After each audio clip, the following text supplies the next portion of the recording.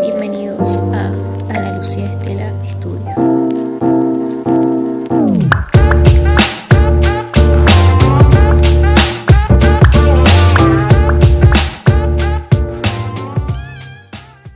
Título 2. Sucesión intestada. Conceptos generales.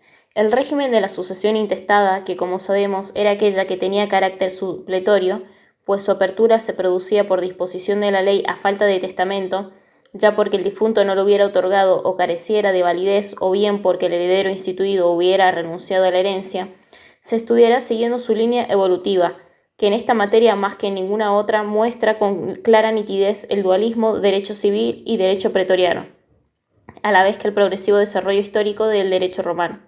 La sucesión ab intestato fue regulada por las 12 tablas, por disposiciones del edicto del pretori, por senadoconsultos y constituciones imperiales, concluyendo este periodo que se había iniciado con la ley decemviral, con las normas de las novelas 118 y 127 sancionadas por el emperador Justiniano.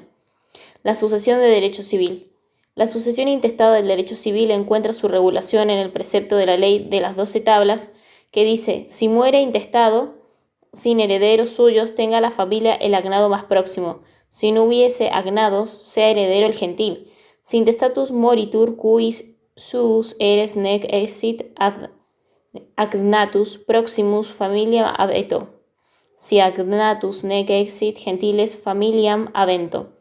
Esta sucesión tiene su base en la típica organización de la familia romana primitiva, ya que partía del nexo que ligaba a los herederos a la potestas del causante, prescindiendo de cualquier vínculo de sangre. Excluía así al hijo emancipado que había roto los lazos de potestad con el paterfamilias, dando prevalencia a la familia civil o agnaticia sobre la natural o cognaticia. Caracterizó la sucesión intestada decemviral la no aceptación de la sucesión por orden, successio ordinum, ni de la sucesión por grado, successio graduum. La primera era aquella en que la delación sucesiva de la herencia se operaba entre los distintos órdenes reconocidos por la ley. La segunda tenía lugar cuando la delación sucesiva se producía entre los distintos grados existentes dentro de cada orden sucesorio. Por lo tanto, para el derecho civil, si un heredero de un orden o grado superior no aceptaba la herencia, ésta no pasaba a los subsiguientes herederos, sino que se la declaraba vacante. Estudiaremos la sucesión iuri civili atendiendo dos órdenes de sucesores, el de los herederos domésticos o heredes sui y el de los herederos extraños o voluntarios, denominados extranei heredes. A. Sucesión de los heredes sui. Por la ley de las 12 tablas, cuando un paterfamilias moría sin dejar testamento, lo heredaban necesariamente sus hijos. Estos eran los herederos domésticos o propios, heredes sui, que estando bajo la potestad del pater, al tiempo de su muerte, adquirían la calidad de sui iuris, a raíz de tal circunstancia. Heredaban ipso iure sin necesidad de hacer adición de la herencia. Entraban en la categoría de heredes sui los hijos e hijas sometidos a la potestad del causante, pero no los legítimos ni los que hubiesen salido de aquella potestad, por emancipación o adopción. También tenían calidad de heredes sui los hijos adoptivos del diucu, del de cuius, su mujer casada cum manu, que ocupaba el lugar de hija, y los nietos. Los hijos de un hijo, no los de una hija. Pero si la nueva no era cum manu, que se hallaban bajo la potestad directa del causante por haber premuerto su padre, o en el caso de la nuera cum manu el marido, el hijo póstumo, postumus suus, concebido antes de morir el causante, pero aún no nacido, heredaba en calidad de heredes sui. Entre los herederos domésticos, la herencia se dividía por cabezas, per cápita, es decir, en partes iguales, cada una de las cuales se llamaba cuota viril, pero si había premuerto uno de los hijos, dejando descendientes bajo la potestad del abuelo. La división se hacía por estirpes, estirpes, y los descendientes heredaban la cuota viril que hubiera heredado su padre de no haber premuerto derecho de representación, así concurriendo un hijo y dos o más nietos por parte de otro hijo del causante, muerto con anterioridad a este. El hijo obtenía la mitad de la herencia y los nietos la otra mitad. B. Sucesión de los extranei heredes. Si el que moría intestado no dejaba heredes sui, lo cual ocurría forzosamente con las mujeres, que no ejercían potestad sobre persona alguna. Las 12 tablas atribuían la herencia al agnado más próximo. agnatus proximus abeto. El agnado no era propiamente sucesible, pero la jurisprudencia pontifical vino a reconocerle tal calidad a fin de que no quedara desierto el culto familiar a los dioses manes o lares, lo que era una carga para todo heredero. Agnados eran los parientes que pertenecían a la misma familia, esto es, los que habrían estado bajo la misma potestad que el difunto de no haber desaparecido el antecesor común. Entre aquellos parientes colaterales, los más lejanos quedaban excluidos por los proximi, y era menester que aceptaran la herencia aditio hereditatis, contrariamente a lo que ocurría con los sui heredes. De ahí proviene su designación de extranei heredes o herederos voluntarios, porque no adquirían la herencia de pleno derecho, sino por su manifestación de voluntad. Tampoco en este llamamiento legal se hacían distinción de sexos, pero una lex Boconia de 169 a.C., que impidió a las mujeres ser instituidas herederas por los ciudadanos de la primera clase del censo, dio lugar a la jurisprudencia para extender aquella restricción a la sucesión intestada, e incluso para excluir de la sucesión legítima a las mujeres más allá del segundo grado, admitiendo tan solo a las hijas y hermanas. Entre los agnados, la herencia se repartía por igual, es decir, por cabezas, lo que era lógico ya que nunca podían concurrir herederos de distinto grado, aunque sí de distintas estirpes. Así, en caso de concurrencia del hijo de un hermano con otros dos hijos de otro hermano, adquiría cada uno un tercio de haber sucesorio. Si el próximo agnado renunciaba a la herencia, no correspondía derecho alguno a los herederos de grado subsiguiente, ya que el derecho civil, según lo señalamos, no admitía la successio graduum. En calidad de extranei heredes, la ley de las 12 tablas llamaba a la herencia en defecto del agnado más próximo, a los gentiles familiam avento, o sea, al grupo de parientes más alejados pertenecientes a la misma gens. Esta sucesión perdió vigencia al desaparecer la gens en los primeros tiempos del imperio. Sucesión del derecho pretoriano. El régimen establecido por el pretor para la sucesión intestada a fines de la República trató de superar los defectos de que adolecía la sucesión iuri civili, a la que no derogó, sino que le introdujo reformas para ajustarla a la equidad. Las correcciones que introdujo el derecho honorario, valiéndose de la monorum possessio sine tabulis, tuvo en vista reconocer la vocación hereditaria al hijo emancipado, a los parientes consanguíneos por vía femenina cognati y a los cónyuges que por la ley de semiral estaban excluidos de toda expectativa hereditaria, a menos que estuviesen unidos en matrimonio cum manu. A diferencia de lo que ocurría con el sistema sucesorio de las 12 tablas, los herederos pretorianos eran agrupados en varios órdenes, los cuales eran llamados sucesivamente. Cada orden disponía de un plazo para solicitar el labonorum possessio, que corrientemente era de 100 días, pero que se extendía a un año, tratándose de padres e hijos del causante. Si el término transcurría sin que solicitara labonorum possessio, podía hacer la petición de la clase subsiguiente. El derecho pretorio reconoció la successio ordinum y la successio graduum en el orden de los cognados. La sucesión intestada del pretor distinguió 4 clases, designadas por la forma de referirse a la cláusula edictal que llamaba a cada grupo de parientes. Así, la bonorum possessio sine tabulis comprendió las bonorum posesiones siguientes: unde liberi, unde legitimi, unde cognati y unde vir et uxor. A bonorum possessio unde liberi.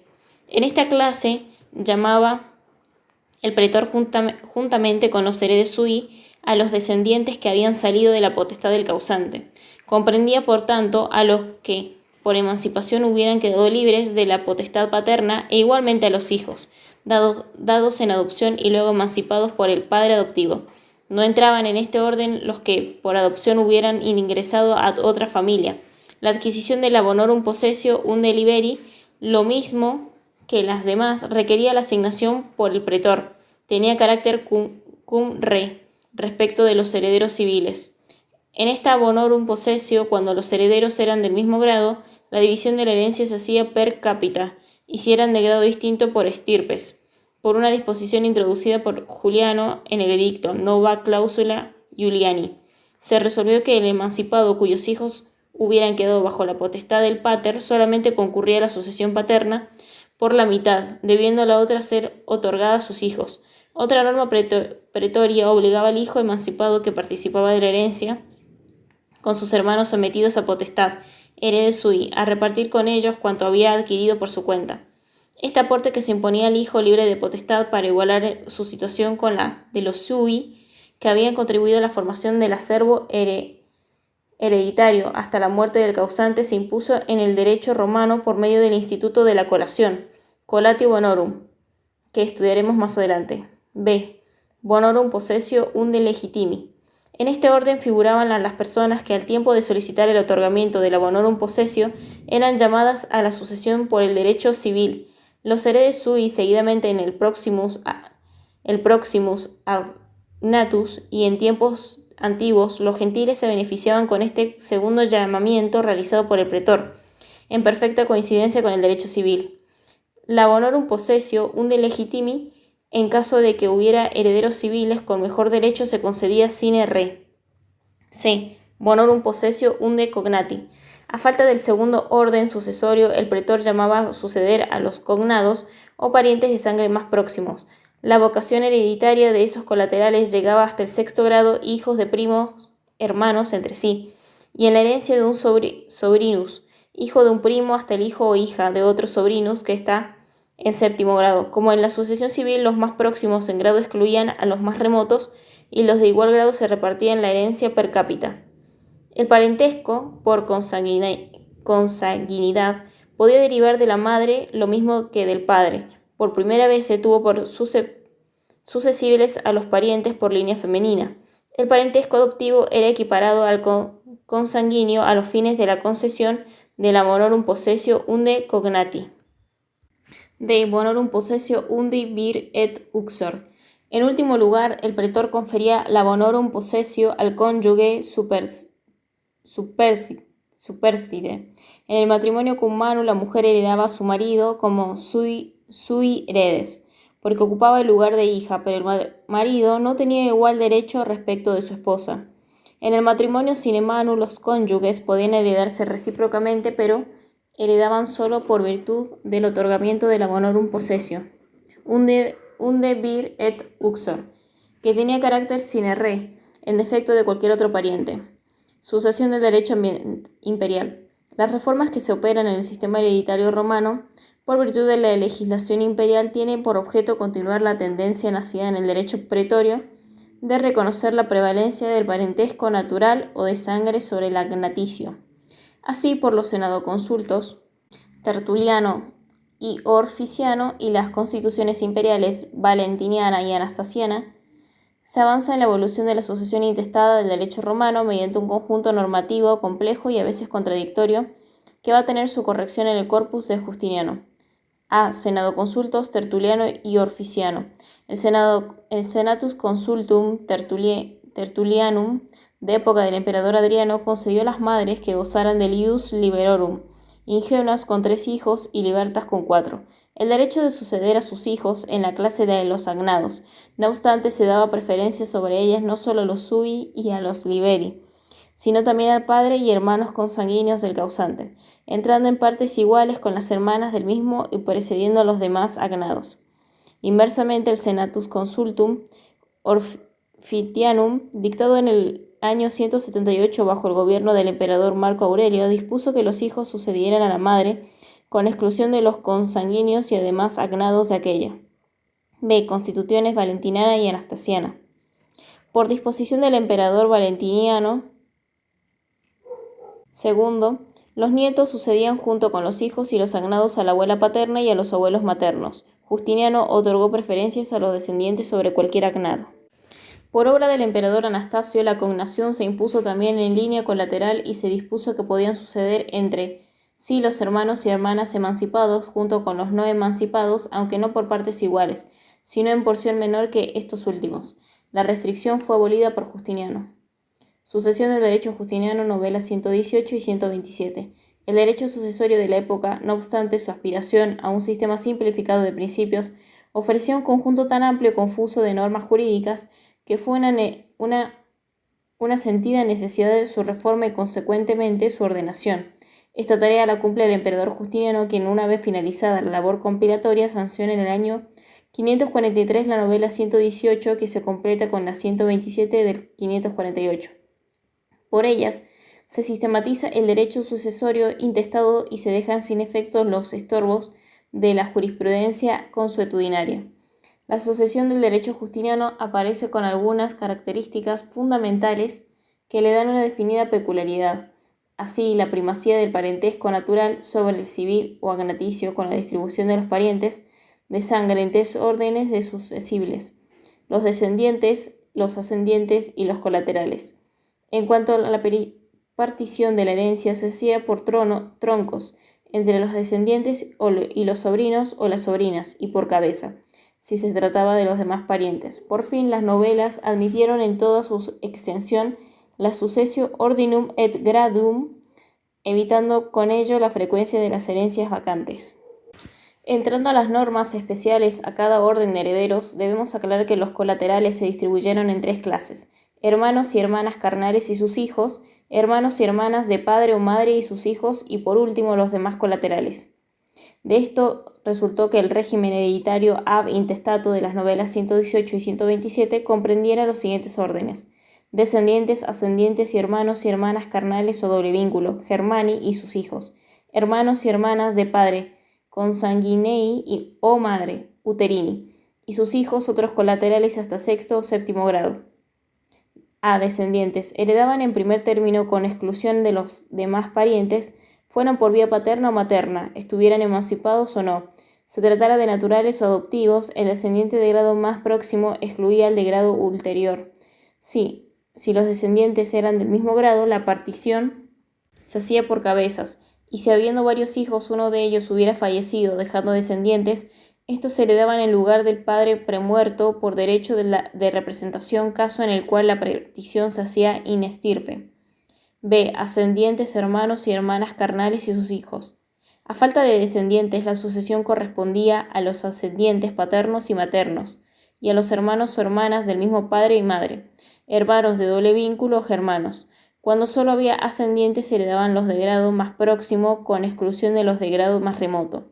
Concurriendo padre y madre, la herencia se dividía por partes iguales, pero si ellos hubieran fallecido, quedando abuelos paternos y maternos, la sucesión correspondía por mitad a una y otra línea, haciéndose dentro de ellas la división por cabezas. En caso de llamamiento conjunto de ascendientes con hermanos germanos, la participación se efectuaba per cápita, utilizándose igual procedimiento cuando solo concurrieran hermanos o hermanas carnales del causante. En ambas hipótesis, si hubiera premuerto alguno de los hermanos, sus hijos ocupaban su lugar en la sucesión por representación, derecho que no cabía para la rama ascendente. Hermanos o hermanas de padre, cosanguíneos o madre uterinos y sus hijos. En defecto de los susceptibles de los 2 primeros órdenes, la herencia correspondía a los hermanos o hermanas unilaterales, también llamados medios hermanos, y sus hijos, cuando los padres hubieran premuerto. Si solamente concurrían hermanos o hermanas, la división se hacía por cabeza, pero cuando también hubiera hijos de hermanos prefallecidos, la partición se realizaba por estirpes. D. Otros colaterales. En último término, eran llamados a suceder los demás parientes colaterales hasta el 6º o 7º grado. Si concurrían colaterales del mismo grado, la división se hacía per cápita, operando siempre el principio según el cual el más próximo en grado excluía al más lejano. Por lo que respecta al cónyuge superstite, cuya sucesión no se contemplaba en el sistema de las novelas, era de aplicación la honorum possessio unde vir et uxor, que se concedía a falta de todos los parientes del causante, y siempre que los esposos no estuvieran divorciados al tiempo de la muerte del autor de la sucesión. Se decidió además que la viuda pobre e indotada pudiera concurrir con otros parientes del marido en un cuarto de la herencia, quarta uxoriae, cuando era llamada con no más de 3 herederos, pero si el número de sucesores era superior, la viuda tenía derecho a una parte viril, que en ningún caso podía exceder de 100 libras de oro. Sucesión intestada en orden a los libertos. La especial sucesión intestada de liberto varió en Roma según las épocas y por ende los ordenamientos que la regularon. La ley de las 12 tablas, atendiendo a que el liberto carecía de parientes agnados, pues había nacido esclavo, llamaba a heredarlo cuando hubiera muerto sin herede sui al patrono, y en su defecto a los sui del patrono e incluso sus agnati o gentiles. A liberto se equiparaba el hijo emancipado que había sido manumitido por su padre, parens manumisor, en la solemnidad de la antigua emancipación. El pretor no podía realizar en la herencia de liberto una promoción de los cognados en la misma medida que en la del ingenuo, dado que quien había nacido esclavo carecía de cognación, siendo la suya sola una cognatio servilis, fundada en el contubernio, no en el matrimonio. De ahí que en lugar de los cognados de liberto sucedieran el patrono con sus condescendientes y demás parientes. Constituía un caso especial la bonorum possessio por muerte del emancipado. Con el posterior desarrollo del derecho sucesorio en la sucesión de los libertos, fue teniéndose en cuenta el parentesco de sangre creado por la esclavitud, limitándose el derecho a heredar del patrono y de sus parientes en favor de los padres y parientes de liberto, siempre que gozaran de libertad. Por fin, el derecho justiniano estableció en la sucesión de liberto el siguiente orden: descendientes de liberto, patrono, hijos naturales del patrono, y colaterales hasta el quinto grado, colaterales de liberto hasta el quinto grado y por último cónyuge superstite.